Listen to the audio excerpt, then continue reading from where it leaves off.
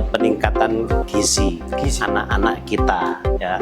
Pak Presiden Prabowo memberikan konsen yang cukup luar biasa ya, kepedulian yang sangat tinggi terhadap penyiapan generasi muda sektor usaha besar dan berapa yang masuk ke sektor usaha rakyat.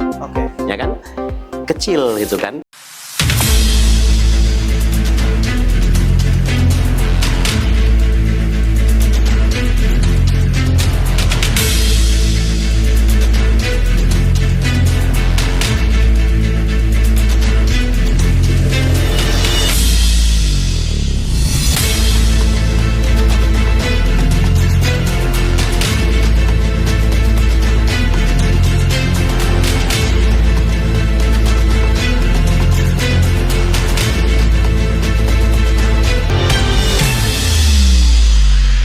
Assalamualaikum warahmatullahi wabarakatuh. Kembali bersama saya Thariqul Aslam di Lini Talks, memajukan peradaban. Kita kali ini ada di segmen podcast Ngode, ngobrol bareng Dewan DPRD Provinsi Jawa Timur. Baik, di episode kali ini kita sudah kedatangan narasumber yang istimewa dan luar biasa. Beliau adalah Bapak Muhammad Arbayanto, SHMH dari Komisi B DPRD Provinsi Jawa Timur. Mas, panggilnya Mas saja ya? Ya, siap. Mas Arba. Mas, biar kelihatan muda. Biar kelihatan muda. Cinom kok. Saya masih muda kan? Disapa monggo pemirsa kita. Ya, bismillahirrahmanirrahim. Assalamualaikum warahmatullahi wabarakatuh. Selamat malam pemirsa Lini Talk. Dalam program Ngode, ngobrol bersama Dewan.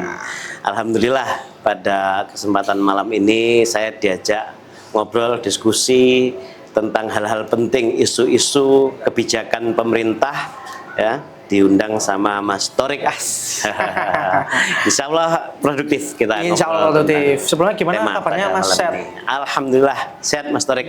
Sehat selalu ya. Namanya kerja-kerja amanat untuk mensejahterakan rakyat harus selalu siap, sehat selalu. Sehat selalu. Semoga kita semua juga sehat. Amin. Di tengah ini cuaca sedang tidak menentu juga. Iya, ini sekarang lagi musim apa? Godzilla iklim berubah jadi menuju ke iklim kemarau panjang. Kemarau panjang. Gitu ya. Kadang hujan, kadang panas. Ya. Oke.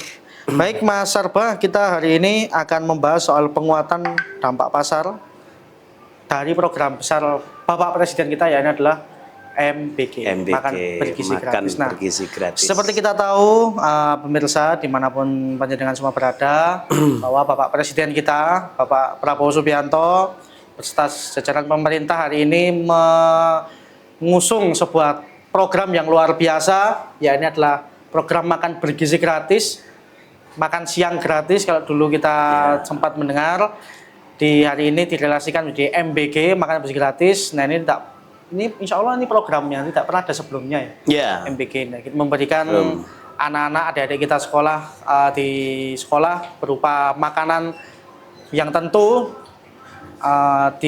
secara gizi dihitung dan sebagainya. Nah, ini luar biasa, ini sebuah program sangat besar. Nah, ini harus kita mengawal bersama. Nah, program ini memiliki dampak yang luar biasa, pemirsa.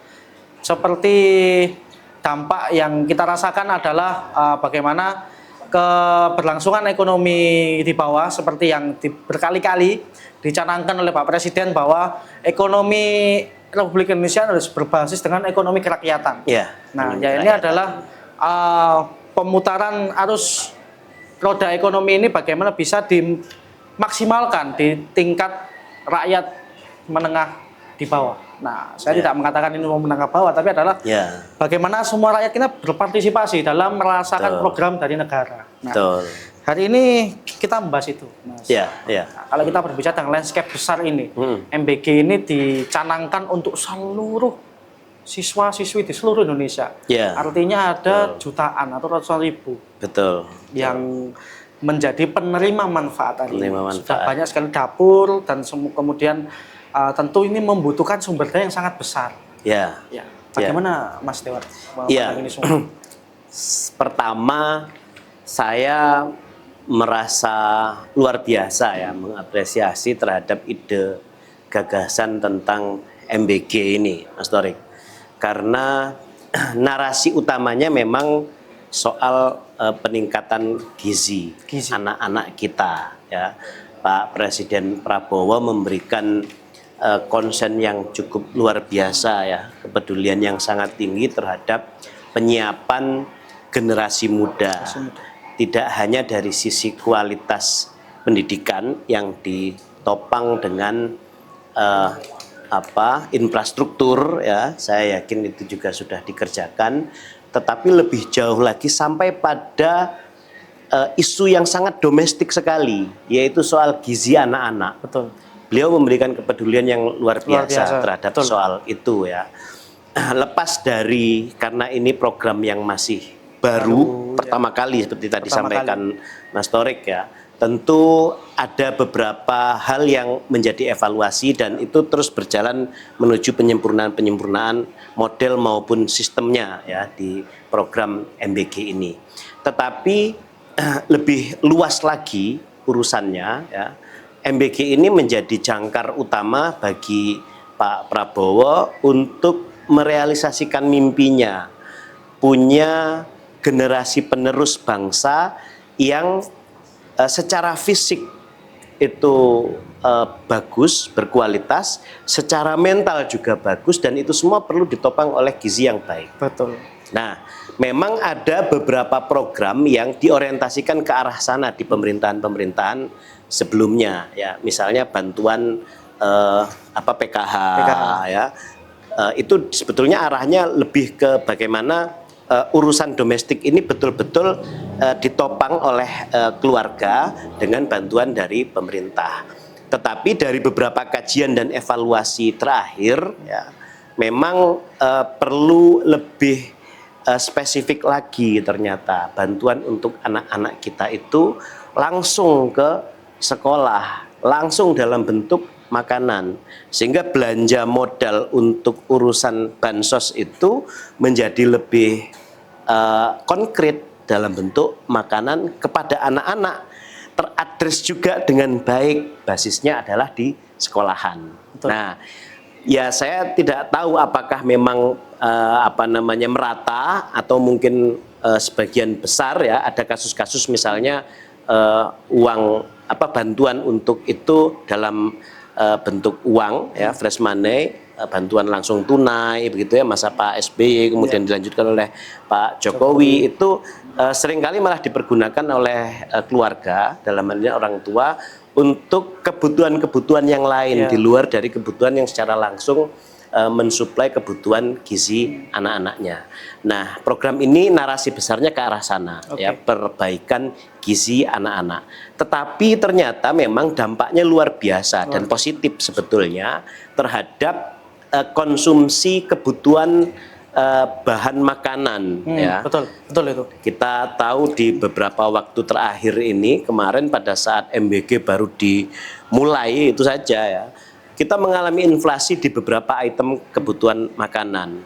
Telur, susu, daging, ya, baik daging ayam maupun daging sapi begitu, itu tersedot secara besar-besaran. Karena dengan volume MBG yang begitu luar biasa disupport oleh APBN, ini sebetulnya sudah menjadi entitas industri baru, ya, betul. Entitas industri makanan yang menyerap beberapa item-item bahan makanan, termasuk juga bahan kebutuhan pokok akhirnya, kan, seperti beras dan juga terserap ke MBG, dan itu mempengaruhi rantai pasok juga di lapangan, ya. Di awal-awal pada saat MBG kita berjalan, ya, pasar kehilangan telur. Akhirnya merangkak naik telur, kemudian daging ayam, daging sapi, termasuk bahkan dengan keterbatasan suplai susu kita kemarin, susu itu juga jadi problem. Beberapa MBG bahkan tidak kebagian susu gitu kemarin, ya. Nah, ini sebenarnya efek yang luar biasa, dan saya menyimpulkan ternyata memang berkorelasi antara program MBG dengan beberapa program-program pemerintahan Pak Prabowo saat ini, itu terkorelasi dengan visi besar beliau untuk memulai angka pertumbuhan ekonomi disandarkan pada perekonomian rakyat, dibasiskan pada desa. Makanya ada program KDMP dan sebagainya begitu ya. Pertumbuhan ekonomi betul-betul disandarkan pada perekonomian rakyat. Ini satu hal yang sangat perlu kita apresiasi. Sekali lagi, ini program baru, tentu butuh evaluasi, masukan, dan penyempurnaan. Dan yang sekarang sudah dilakukan oleh pemerintah ya tentang program MBG ini. Nah, ini efeknya ya terhadap pergerakan ekonomi rakyat juga semakin bagus ternyata di bawah ini. Betul. Nah, kita tahu bahwa MBG ini juga menyasar ibu hamil agar tidak ada stunting, ya, betul. Dan kemudian berkolaborasi juga tadi dengan KDMP yang harapannya bisa mensuplai, bisa mensuplai pupuk subsidi, bisa mensuplai beras, minyak, yang kemudian itu programnya agar dirasakan masyarakat. Artinya hari ini Pak Presiden istilahnya adalah menggebiak agar ekonomi ini, APBN ini bisa dirasakan oleh masyarakat secara langsung. Betul, secara langsung. Ya, secara langsung. Pemberian paket makanan itu termasuk hal yang berbeda ya kalau kita melihat dari kebijakan sebelumnya. Jadi kita mengenal BLT, mengenal PKH, dan hari ini berupa makanan dan distribusinya langsung. Nah, ini menjadi sebuah hal yang luar biasa dan tentu kita patut apresiasi bersama, di samping ada beberapa evaluasi yang disampaikan oleh Mas Dewan tadi ya. Nah, program MBG ini tadi seperti dikatakan tidak hanya dicanangkan untuk tentu tujuan utama meningkatkan gizi dan harapannya bisa meningkatkan kecerdasan anak ya. Jadi kita tahu beberapa kali Pak Presiden ini pidato menggebu-gebu bahwa tidak boleh ada anak-anak kelaparan. Nah, ini tentu menjadi visi besar beliau. Nah, dari dampak sektor real ini, Mas Dewan. Bagaimana kemudian ini bisa menjadi sebuah pengaruh besar dan apa nanti yang kemudian akan terjadi ke depannya? Mas Torik dan pemirsa semua ya, kami di DPRD Provinsi Jawa Timur, lebih khususnya di Komisi B ya, di komisi saya ya, sudah melakukan rapat koordinasi dan beberapa pembicaraan menyikapi tentang dampak positif program MBG ini. Salah satunya kemarin pada saat kita mulai menghadapi inflasi beberapa item kebutuhan pokok ya, seperti beras, telur, daging, dan beberapa lainnya yang itu efek dari terserapnya bahan-bahan tersebut ke MBG. Nah, kami di Komisi B mendorong beberapa dinas yang terkait secara langsung dengan urusan tersebut ya, mengkonstruksi ya, supporting anggaran yang diorientasikan untuk meningkatkan kinerja usaha dan ekonomi yang dibasiskan pada rakyat. Misalnya ya di dinas peternakan yang sebelumnya bantuan-bantuan ternak ya, kemudian bantuan-bantuan yang secara langsung, bantuan dalam bentuk hewan ternak, atau kemudian infrastruktur peternakan yang semula dibasiskan pada kelompok-kelompok tani saja ya, dan di situ banyak sekali peternak-peternak besar di dalam kelompok-kelompok tani tersebut ya, kami dorong untuk lebih dipertajam kepada keluarga ya, bantuan-bantuan itu. Dan ini sebetulnya sejalan dengan visi besar pemerintahan Ibu Gubernur dan Wakil Gubernur Bu Khofifah dan Mas Emil saat ini untuk mengentaskan kemiskinan keluarga ya. Sempat kemarin terjadi diskusi kami di Komisi B dengan Ibu Kepala Dinas ya, terkait dengan bantuan yang mulai dibagi dari yang dibasiskan pada kelompok kemudian dibasiskan kepada keluarga untuk akuntabilitasnya. Memang perlu ya kita berbicara hati-hati soal penggunaan anggaran negara, anggaran daerah itu harus akuntabel gitu. Saya sampaikan kepada Bu Kepala Dinas pada saat itu dan beberapa teman-teman di Komisi B juga senada ya argumentasinya. Ada beberapa bantuan-bantuan keuangan negara itu yang dibasiskan pada KK. Saat ini kan pemerintah punya data Data Terpadu Sosial Ekonomi Nasional, DTSEN ya. Yang itu ada desil-desilnya. Jadi tingkat pengeluaran masyarakat dipetakan, kemudian ada desil 1 yang paling rendah sampai desil yang pengeluarannya tinggi ya sampai 20 juta dan sebagainya. Nah, bantuan-bantuan itu turun. Misalnya program Keluarga Harapan itu bantuan keuangan negara yang dibasiskan pada keluarga. Artinya terakuntabilitaskan dengan baik dan memang data itu resmi. Nah, itu yang kemudian bisa dipergunakan oleh OPD-OPD yang dalam hal ini mitra Komisi B, misalnya Dinas Peternakan, Kelautan Perikanan dan sebagainya, untuk memberikan bantuan-bantuan dalam rangka untuk mengembangkan. Kalau di Dinas Peternakan tentu mengembangkan sektor peternakan, mulai dari jumlah populasi hewan ternaknya maupun jumlah peternaknya. Ya, nah kemarin kita sudah usulkan dan alhamdulillah bisa diterima oleh OPD dan kita semua bersyukur ya tentang hal itu. Program di dinas ya, kemudian yang ada di dalam kamus Pokir itu bantuan ternak ayam petelur, ayam potong dalam volume yang kecil karena basisnya KK itu ditujukan kepada keluarga. Penerima manfaat. Ya, penerima manfaatnya itu basisnya ke keluarga dan itu juga ada di Dinas Kelautan Perikanan, ada kolega, kolam lele keluarga. Jadi basisnya itu adalah keluarga. Harapan kita, Mas Torik dan pemirsa semua, kalau peternak-peternak berbasis keluarga itu berkembang dalam jumlah yang besar, maka kita akan siap untuk menghadapi konsumsi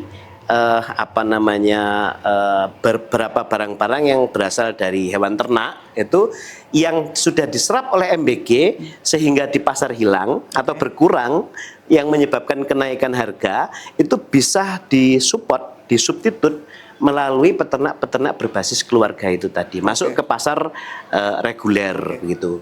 Satu sisi itu bisa mencukupi kebutuhan item bahan-bahan tersebut di pasar reguler dan di sisi yang lain ini juga bisa meningkatkan kesejahteraan rakyat karena dibasiskan pada langsung keluarga yang ada di dalam data desil di DTSEN itu tadi. Siap. Gitu. Berarti artinya hari ini pemerintah sedang mulai berorientasi dan sudah mulai berjalan saya yakin. Iya, sudah. Untuk kemudian memberikan stimulus ke bawah tentu dengan data yang akuntabel seperti tadi ada desil-desil yang kemudian menjadi prasyarat untuk kemudian kita mengakses bantuan tersebut. Nah, kita hari ini juga mempunyai tentu peternakan besar, kemudian ada industri yang sudah bergerak sebelumnya dan hari ini ada mulai kemudian dicanangkan di bawah untuk kemudian bisa memproduksi atau bisa produktif dalam kalangan keluarga. Nah, bagaimana ini bisa jadi sebuah kolaborasi yang baik kira-kira? Saya yakin dengan diluncurkannya program besar secara nasional oleh pemerintah pusat, Pak Presiden Prabowo ya, kebutuhan akan konsumsi item-item bahan itu tadi ya, ternak ya, susu, telur, daging dan sebagainya, beras termasuk di dalamnya itu bisa mendongkrak konsumsi nasional termasuk juga efeknya terhadap pertumbuhan ekonomi. Dan itu juga melibatkan kalangan pemodal ya. Jadi peternak-peternak besar itu juga akan punya pasar yang luas untuk mensuplai kebutuhan-kebutuhan tersebut. Dan di sisi yang lain masyarakat juga bisa ikut ambil bagian dalam usaha untuk mensuplai kebutuhan-kebutuhan tersebut. Jadi kita punya pasar MBG ini entitas industri baru sebetulnya ya, kalau saya boleh katakan itu adalah entitas industri baru dan kebutuhan pasar reguler yang ini diakses oleh keluarga-keluarga untuk membeli daging, telur, beras ya dan sebagainya, dia di pasar reguler. Ini harus disupport dua-duanya. Dan itu menurut saya akan berdampak luar biasa terhadap pertumbuhan ekonomi baik secara nasional maupun regional di Jawa Timur. Kita ini Mas Torik, Jawa Timur ini kalau coba dipelajari ya, peternak-peternak besar kita itu bahkan mensuplai kebutuhan MBG sampai keluar Jawa, terutama di wilayah timur. Dan itu memang sudah menjadi sejak dulu ya, dan kemudian diperkuat oleh tema besar Ibu Gubernur ya, bahwa Jawa Timur menjadi pintu gerbang pertumbuhan ekonomi wilayah timur Indonesia. Gerbang baru Nusantara begitu kan, karena memang suplai terhadap hampir sebagian besar kebutuhan di wilayah timur Indonesia itu pintunya dari Jawa Timur. Baik itu kebutuhan primer ya, kebutuhan pokok, beras, jagung segala macam dari Jawa Timur, maupun ekspor kita itu juga dari Jawa Timur. Kita cukup berbangga dengan situasi tersebut, sehingga menurut saya memang menjadi semakin signifikan, semakin vital, semakin penting ya upaya yang harus kita lakukan untuk mensuplai meningkatkan lagi kinerja ekonomi, terutama usaha-usaha yang dibasiskan pada rakyat tersebut ya. Karena kita tidak hanya mendapat, kalau dikatakan beban juga bukan, ini peluang ekonomi gitu ya. Peluang ekonomi ya. Kita mendapatkan peran untuk mensuplai kebutuhan domestik di Jawa Timur, tapi juga bahkan sampai keluar Jawa Timur. Itu. Oke. Itu sempat disinggung di awal ya, bahwa MBG ini tentu adalah sebuah program besar, tentu membutuhkan sumber daya yang sangat besar, sampai kemudian di awal-awal kita mungkin perlu beradaptasi, akhirnya akan terjadi mungkin ada beberapa kekurangan ya di bawah di pasar kita. Nah, ke depan ketika kita kemudian sudah berbicara tadi, ada harmonisasi yang baik antara pedagang besar dan pelaku yang ada di bawah, pelaku usaha besar dan pelaku usaha rakyat ini. Nah, bagaimana kita bisa sedikit mengatasi tantangan tersebut, Mas Dewan? Ya, saya pikir memang akan muncul beberapa dinamika ya terkait dengan bagaimana kita mengelola suplai kebutuhan yang selama ini memang sandarannya kan ke industri padat modal kita ya. Jadi pelaku-pelaku usaha besar, dan itu selalu menjadi kritik saya di Komisi B kepada OPD maupun pelaku-pelaku usaha lainnya ya, bahwa selama ini memang suplai terhadap usaha-usaha tertentu itu lebih banyak disupport ke pelaku-pelaku usaha padat modal. Padahal 60% lebih PDRB, prestasi kinerja ekonomi kita yang diindikatori dengan PDRB itu disupport ya, 60% itu oleh sektor usaha rakyat. 60%? Ya, UMKM. Besar itu, ya. Mas. Kemudian dari 100% basis ekspor kita ya, 70-80% diakses oleh pelaku usaha besar, 20% diakses oleh pelaku usaha kecil. Kemudian padahal support terhadap PDRB-nya pelaku usaha rakyat sampai 60% begitu kan. Dan akses terhadap berbagai macam sumber daya itu pelaku usaha kecil, usaha rakyat kita itu menjadi kecil sekali gitu ya, akses terhadap permodalan. Sektor perbankan misalnya, coba dicek berapa jumlah kredit yang keluar dari perbankan itu yang masuk di sektor usaha besar, dan berapa yang masuk ke sektor usaha rakyat. Ya kan, kecil gitu kan. Kemudian akses terhadap teknologi, misalnya bagaimana beternak dengan dukungan infrastruktur teknologi yang maju ya, peternak-peternak besar lebih punya akses terhadap itu semua ya. Termasuk juga misalnya kita lihat garam ya, garam kita menguasai, volume kita terbesar sebagai penyuplai garam nasional. Tetapi pengolahan garam kita masih sangat tradisional. Artinya akses terhadap teknologi untuk berkembang itu sangat minim. Makanya kemudian saya lebih mengarah ya, kalau kemudian kita mau mengelola begitu, saat ini masih belum imbang antara support terhadap ekonomi rakyat dan dibandingkan ekonomi yang pelaku usaha besar ini tadi. Makanya ini harus diseimbangkan. Artinya saya masih meyakini saat ini posisi peta supply terhadap kebutuhan-kebutuhan MBG misalnya itu masih didominasi oleh pelaku usaha besar. Makanya kemudian tantangan kita sebetulnya hari ini bukan bukan nanti akan ada rebutan gitu masih didominasi oleh pelaku usaha besar. Dan program-program bantuan-bantuan pemerintah yang meluncur ke pelaku usaha rakyat itu tadi kan barusan juga yang dibasiskan pada keluarga itu belum efektif sampai 100% seperti ekspektasi angka yang kita inginkan, itu belum.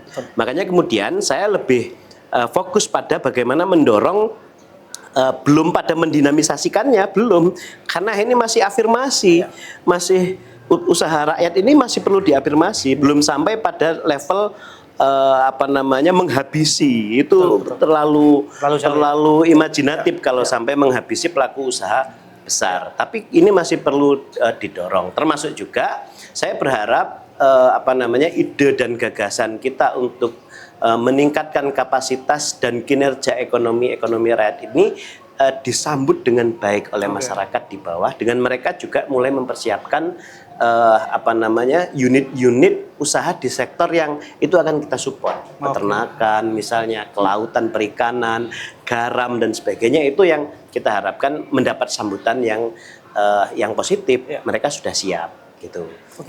Kemudian mungkin di tataran birokrasi, bagaimana kemudian langkah awal ini untuk kemudian bisa menstabilkan dinamika ini di harga pasar dan sebagainya di stok bahan ini? Kan di pemerintahan, misalnya di perindustrian dan perdagangan kita itu pemerintah kalau masuk di sektor usaha itu memang agak serba salah khawatirnya, karena kita hanya menjadi traffic light, menjadi lalu lintasnya saja, pengatur lalu lintasnya saja gitu ya. Kalaupun kemudian ada ide-ide misalnya untuk memberikan volume yang lebih, bantuan-bantuan terhadap sektor-sektor usaha rakyat, itu masih kebijakan-kebijakan yang sifatnya masih afirmatif. Ya, mensupport karena terlalu lemahnya sektor ekonomi rakyat. Padahal kinerja PDRB 60% itu ditopang oleh ekonomi rakyat. Makanya kemudian kalau dari kita ketika Mas Torik tanya bagaimana mengelola ini ya, menurut saya kita berperan masih di aspek traffic light-nya. Data-data tersebut ya kita angkat untuk kemudian kita lihat. Misalnya begini, kemarin di pertengahan 2025 ya, kira-kira di bulan Agustus itu ya, gula rafinasi yang sebetulnya secara aturan tidak boleh beredar di pasar, karena itu adalah gula yang memang dikhususkan untuk sektor industri pangan, bahan baku industri tidak boleh masuk ke pasar, dan itu mempengaruhi luar biasa. Gula-gula yang diproduksi oleh pabrik-pabrik gula akhirnya terhenti di gudang, tidak sampai terdistribusi ke pasar karena pasar sudah penuh dengan gula rafinasi. Efeknya gilingan tebu itu menjadi terhenti dan banyak tebu yang kemudian tidak bisa langsung terjual, dan itu memukul perekonomian rakyat kita. Nah, fungsi pemerintah dalam hal ini Dinas Perindustrian dan Perdagangan memastikan agar pelanggaran-pelanggaran seperti itu tidak terjadi. Dan itu mungkin saja nanti di pasar ya, itu akan ada situasi-situasi seperti itu. Jadi murni pemerintah dalam hal ini menjadi traffic light.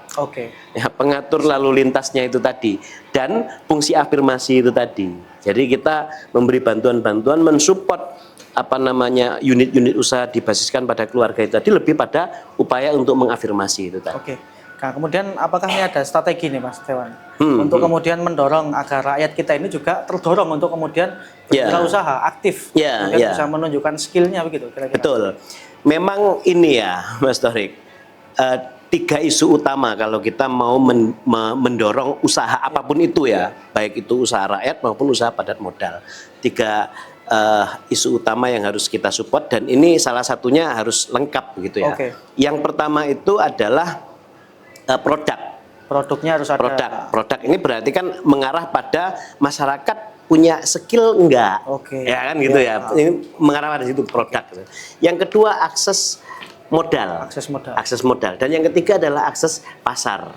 MBG ini memperluas akses pasar. Ya, kalau terhadap item-item kebutuhan itu tadi, termasuk peternakan dan sebagainya. Permodalan, afirmasi bantuan dalam bentuk misalnya ayam 50 ekor, kandang dan sebagainya. Ini adalah bagian dari upaya kita untuk mengafirmasi akses permodalan, ya. Tapi belum tentu masyarakat siap. Oke. Nah, sehingga kami di DPRD Provinsi Jawa Timur mendesain bantuan yang bersifat afirmatif itu tadi untuk menyelesaikan dua isu, ya, produk dan modal. Bentuk kegiatannya, ya, bentuk programnya itu kita buat menjadi BIMTEK. Misalnya BIMTEK beternak ayam potong, BIMTEK beternak ayam petelur, BIMTEK untuk beternak ikan lele yang di dalamnya ada belanja bahan, yaitu ayam, kandang, tadi situ. Jadi formatnya programnya itu dalam bentuk BIMTEK, tetapi di dalamnya ada belanja modal untuk itu tadi. Sehingga menyelesaikan tiga hal ini tadi. Yang pertama, pasar sudah ada kan, modal ini sudah ada, dan produk ini juga ada.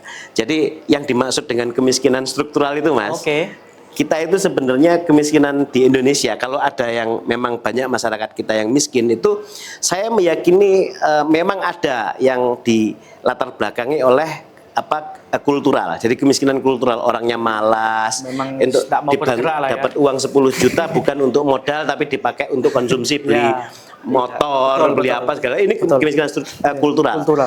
Tapi saya meyakini itu kecil. Sebab kemiskinan kita lebih besar karena kemiskinan struktural, karena ketiadaan akses, lemahnya mereka terhadap akses di produk, ya, di modal dan di pasar. Ini yang harus diselesaikan oleh pemerintah dalam bentuk program-program yang sifatnya afirmatif itu tadi. Siap. Berarti artinya hari ini ada dorongan tentu untuk kemudian membuka akses luas-luasnya ini, ya, pada masyarakat agar tidak hanya menjadi penonton, atau malah konsumen, harus menjadi pelaku usaha. Gitu. Nah, bagaimana kemudian juga, apakah ini nanti ke depan akan ada pelatihan untuk kemudian bisa meningkatkan skill nih di masyarakat kita ini? Sekarang sudah jalan, Mas. Sudah jalan. Programnya sudah ada di OPD tadi, itu ya, nempel di program yang secara reguler memang di eksekusi, dijalankan oleh dinas secara langsung, maupun nempel di kamus pokok-pokok pikiran anggota dewan. Ini perjuangan kami di Komisi B, gitu ya. Jadi konsep dan formatnya itu, ya, ini perjuangan di Komisi B. Jadi sudah nempel di pokok-pokok pikiran ini itu pesan tadi. keras ini, Mas Dewan, untuk masyarakat. Iya. Tentu kemudian bisa terlibat aktif, ya. Karena Dewan kita ini sudah memperjuangkan, pemerintah memberikan akses, tinggal masyarakat dan kita semua ini agar turut serta kemudian bisa berpartisipasi.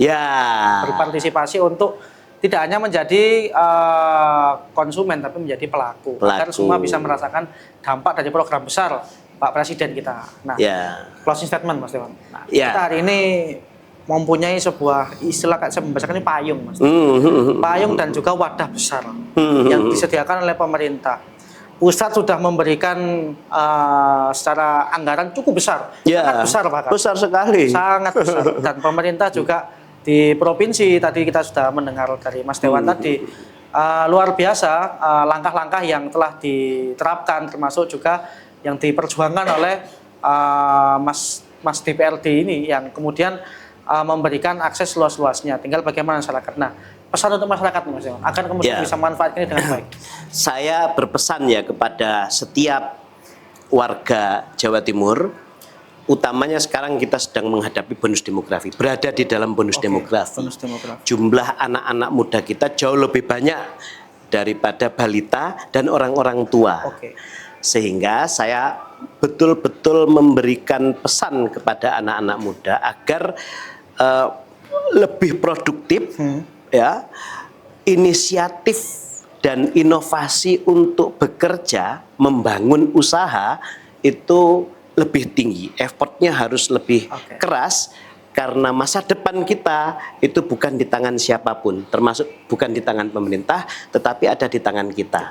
Pemerintah akan berusaha semaksimal mungkin, seoptimal mungkin untuk memberikan ruang seluas-luasnya agar bisa mendorong upaya-upaya yang dilakukan oleh anak-anak muda kita untuk semakin produktif. Ya, Karena itu saya betul-betul menggarisbawahi nih Mas Torik ya, bahwa di Jawa Timur khususnya kalau saya di wilayah daerah pemilihan Malang Raya, ayo rek, arek-arek enom nyambet gawe ya. Jangan bercita-cita, meskipun tidak salah juga bercita-cita untuk jadi karyawan, untuk jadi PNS, bercita-cita untuk berusaha. Berusaha di sektor UMKM, ekonomi kreatif, seperti Mas Torik dan kawan-kawan ini kan ekonomi kreatif ya. Betul. Punya endurance dan effort yang luar biasa untuk menumbuhkan usaha masing-masing.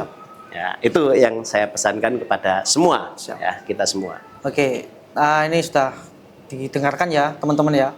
Jadi artinya kita harus bisa survive, harus bisa mengambil peluang yang telah tersedia sangat lebar hari ini, dan kita tentu harus menyingkirkan pesimistis ya. Nah, coba kalau kita tahu sekarang ya, kita harus bisa kemudian kelak akan menjadi CEO ya. Ya. Jadi CEO yang menyamar.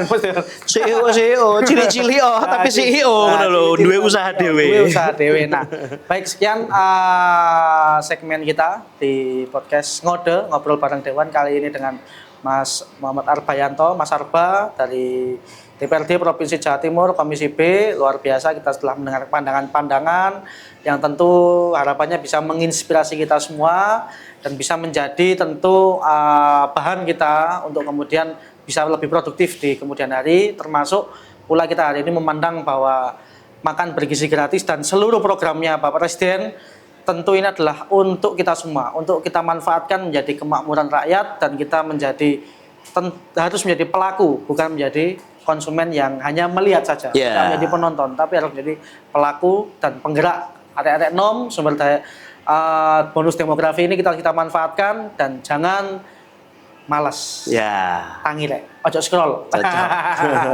Oke, sekian dari saya Thorikul Aslam dari Lini Indonesia, Lini Talks, memajukan peradaban. Assalamualaikum warahmatullahi wabarakatuh. Waalaikumsalam warahmatullahi wabarakatuh. Terima kasih Mas Dewan. That you'll ever do.